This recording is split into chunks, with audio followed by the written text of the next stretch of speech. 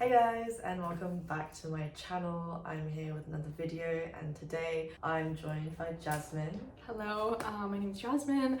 I'm a first year student at Warwick and I do EPP, which is Economics, Psychology and Philosophy. And I also have a YouTube channel, which is how I met Marguerite. Alright, we are going to be making a video about why we chose Warwick and I guess how we've experienced university life since. For me, it's been 2 years. For you, it's been 1 year. If you're new to my channel, I'm Marguerite. I'm in my second year studying English and history. Without further ado, let's get on with the video. So after I went to the offer holder day, I think I really liked the sound of the English and history modules. They would teach stuff from other countries and not just about Britain, and kind of teaching that from a more post-colonialist perspective rather than just showing only the British side of the story. And I wanted to pursue more of that at this university. The demographic of the students was very diverse as well. I was actually indecisive between this and Bristol, but I just got a better feeling from Warwick.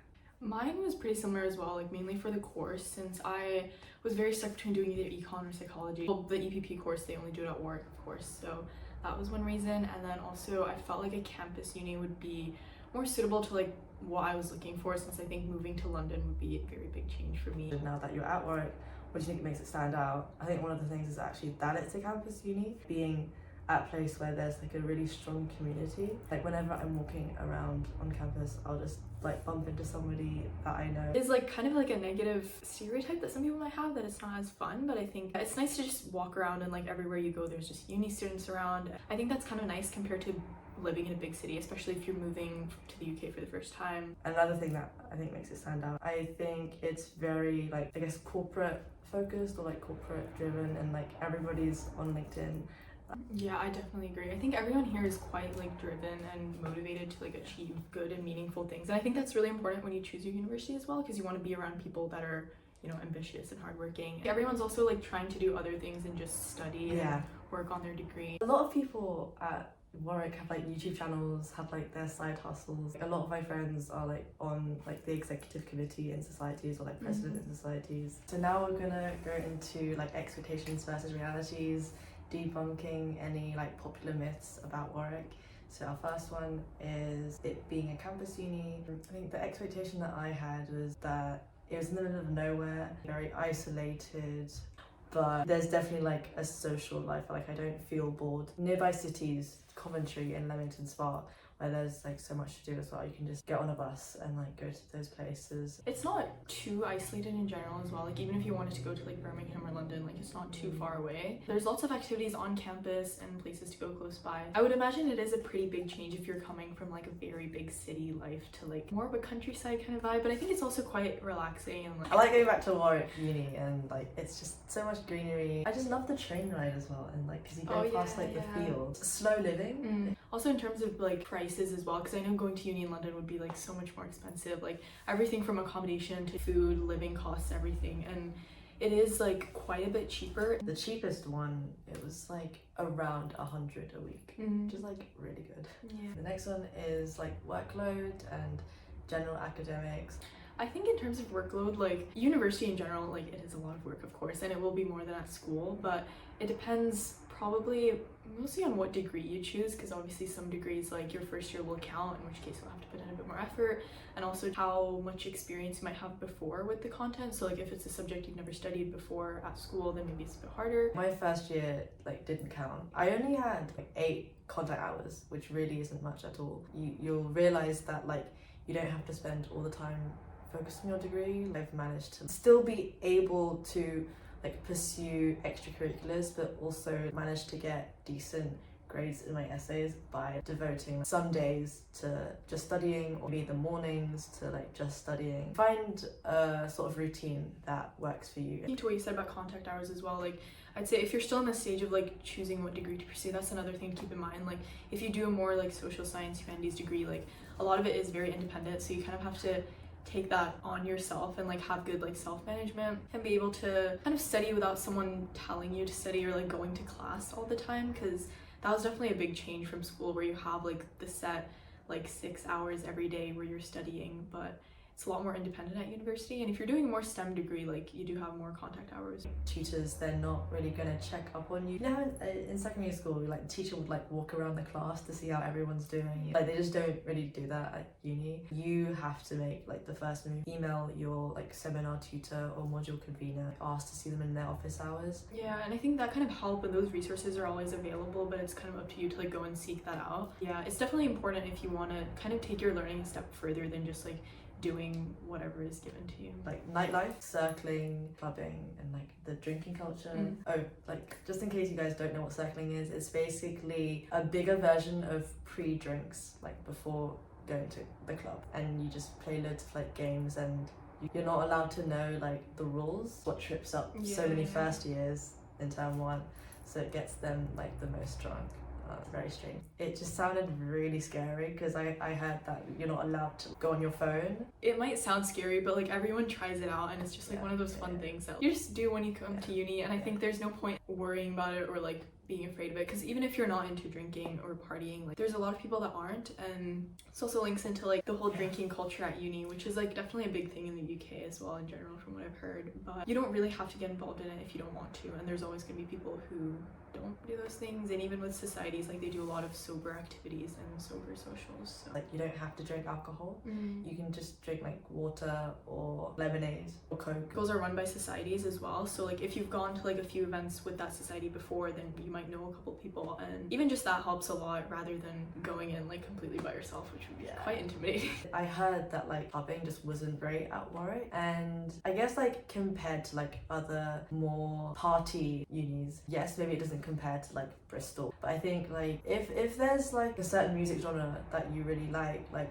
drum and bass or pop, there are like the specific clubs, club nights, or societies that will like host events that cater to your clubbing interests. Yeah, there's quite a wide variety, and I know even people go out to like Birmingham. There's quite a few clubs around like Coventry and Leamington. But yeah, I'd say like it's kind of nice that there's a club on campus anyway. Like I think the SU is like, from the times I've been there, like it's been a good time. And I think especially as a first year, like having a club on campus is easier than like if you were to go out into the city and then like try and find your way back, and just like being able to walk back to your accommodation. Like I think that's so convenient. So another like kind of common stereotype is just the area that Warwick is located in. Warwick is another town that's close by, but it's in Coventry, which definitely has a lot of negative stereotypes to it. But I'd say like it's not as bad as you might think. Like any other place, like there will be some like slightly sketchier areas, and like during the night, of course. There's so many nice restaurants, activities. I'd say also as a first year, like going to Coventry is like probably like the fastest and like best place to go. Central campus to Coventry city center is just like 10-15 minutes, so it's also quite accessible compared to going to Leamington, kind of like the more like fun place people go, I guess, but it is a bit farther away. It's like 30 minutes on the bus, sometimes more. Campus itself, it's not even in Coventry city centre, so when you're on campus, which is like most of the time, you don't feel like you're in Coventry, so I don't really have the time to be exploring like the local area. Like most of my days I'm just spending on campus, studying, having coffee with friends. If you guys really like want to go to Warwick Uni but you're worried about living in Coventry, like you're not going to be spending all the time like in the city. My friends here had this concern that Warwick would be just full of posh people and like Oxbridge rejects. No, I haven't really come across anyone really like stuck up or like overly posh in that way. The Warwick student population, it's like very like varied and like diverse. Linking to everyone here being like Oxbridge rejects, like everyone around me is really smart here, and I think agree. I've never been like, oh, like I'm surrounded by Oxbridge rejects. Like, that was like a major stereotype I always heard, but I think like it's not necessarily like a bad thing in any way. Like I think if anything, like everyone who I'm surrounded with are like very hardworking people. I like being surrounded by people who are like super smart, and it inspires me to want to be smarter. We had like 6 accommodations, 3 en suites and 3 like shared like bathroom accommodations. I remember thinking like I don't want to be living in a shared accommodation, like where I have to share a bathroom with people. I guess so I put Heronbank ensuite, which has like a really good price for an ensuite, as my top choice, and then put Roots as my second choice because at that time I think I was a little bit more in my shell and I wanted to be in an accommodation that I heard was like really sociable to like help myself make friends. And I ended up being put in that accommodation, but I think it's one of the best things that ever happened to me because it did live up to its sociable reputation. With the shared bathroom, like it gets cleaned like every day, and like toilets get cleaned every day. Yeah, okay, the kitchen, yeah, it was shared between 16 people and it was only cleaned twice a week. But I think that's just the first year experience. Yeah. I think Bluebell was my first choice because there's also a thing where you can only choose one between Bluebell and Cryfield townhouses, which are like the most expensive and like best ones. Which like looking back, Cryfield townhouse is a lot better. So if you're choosing between those two, don't choose Bluebell because everyone I know in Bluebell is miserable and they all hate their accommodation, they hate their flatmates, they think they're paying way too much. So from when I visit as well, like Cryfield is very nice. But yeah, so it's the same between Arthur Vic and Jack Martin as well. You can only choose one of those, but Lakeside was my second because that's also like, yeah, pretty good price for being an ensuite and the area is quite nice as well. And then I think my third was Heronbank, and then I had Sherborne, like Arthur Vic. I think I put Arthur Vic quite low on my list because it's only 35 weeks. So if you're like an international student, then you're gonna have to move all your stuff out during the Easter break, which is, I've heard, quite difficult from people that have moved out. Yes, I ended up getting put in Sherborne, which was like one of my lower choices. I was a little sad at first, but I think it's been a really great experience. I think it's a great accommodation, and the only main downside is like the distance it is from campus. So if you live somewhere like Roots, then you're pretty much right in the center of everything. So you can go anywhere. You can, like, I imagine you don't have to wake up really early to get to class. Like, it's, I kind of sometimes wish I had that. There's this form that you fill out where you write like your preferences and like stuff. I just said like I would like to, you know, be sociable, but I don't want to be in like a super like noisy. Definitely. I think for me, I put like something quite quiet just because I didn't want to have like a really loud accommodation. But then I kind of regret it later on because I was like, afterwards I saw people in Roots like having fun every day and I was like, why is my flat so dead? But like I ended up enjoying it and I do really like my flatmates. I almost preferred like living in like a quieter flat and like going to hang out with people in noisier ones because I'd rather have a more quiet place that I go back to at the end of the day rather than being afraid to go into the kitchen because like you don't know what people are doing. Yeah, and there's also always the option of choosing like private accommodation if you are not happy with like the one that you get put in. Like I know a bunch of people who got Westwood as their choice. Like they ranked Westwood 6 and yeah, I know someone who chose to live in the Oaks instead.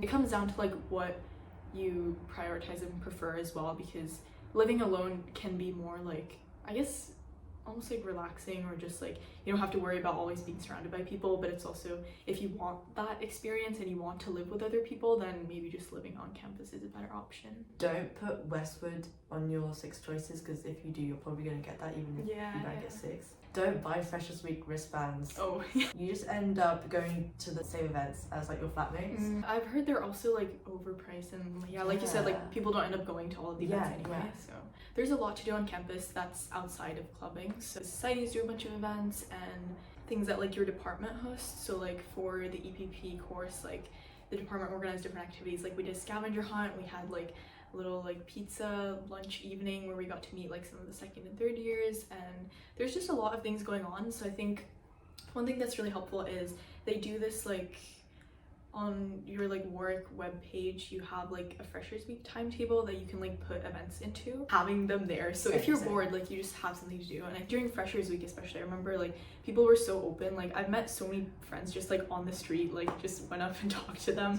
And people are just, I think especially in the beginning, like you really don't have to be worried about it at all. And societies do a lot of these like introduction, like freshers events that you can go to. By putting yourself out there, you're gonna see way more of like the world than you would like just staying in your room. I'm never gonna remember like what I did in my room, but I'll remember like the memories that I made with friends like outside of it. Even just by staying in the kitchen, being open to like new people talking to you rather than being inside. One of my earliest Freshers Week experiences was right after I moved in. I had so much unpacking left to do, but I just opened my door and like some of my flatmates were there and we just talked to each other a bit, and they were gonna go on a walk around campus. And even though like I could have stayed and finished my unpacking, like I'm so glad I actually went out with them. We just like walked around a little and explored a bit of campus. Like if you don't know what to do, just like maybe see if any of your flatmates are in the kitchen and just ask if they want to go on a walk together, or go to one of those like society events together. Another thing I did was there's like these Warwick Freshers like Instagram pages where like they post like like you can send in your picture and like your name and a little description, and they like. But I actually did meet quite a few people through those. So like I would just like if it seemed like I had something in common, I just like send them a message, and there were a few of them who actually did meet up during Freshers Week. And that's all we had to say about like why we chose Warwick and all the advice that we could give our younger selves essentially. I've really enjoyed like my time at Warwick so far. Like I can't believe that for me it's been like almost 2 years. Like I remember like my Freshers Week so clearly, like it was yesterday. Really glad that I chose Warwick basically. I think the time goes by so quickly as well, because like I can't believe first year's almost over. Like I also remember like visiting the campus for the first time and it feels like it was just yesterday, but it's, yeah, I think you just really have to make the most of it. And at the end of the day, like I think regardless of what university you'll go to, like if you actually try to put yourself out there and make a good experience for yourself, then you will have that. And uni is definitely what you make of it. I'll see you guys in my next video. If you found this helpful, if you want to see more like Warwick content, you can like and leave a comment, and also subscribe to Jasmine's channel. Yeah. See you in my next video. Bye. Bye. No, I completely agree. Like, okay, my brain's actually gone blank. What did I agree?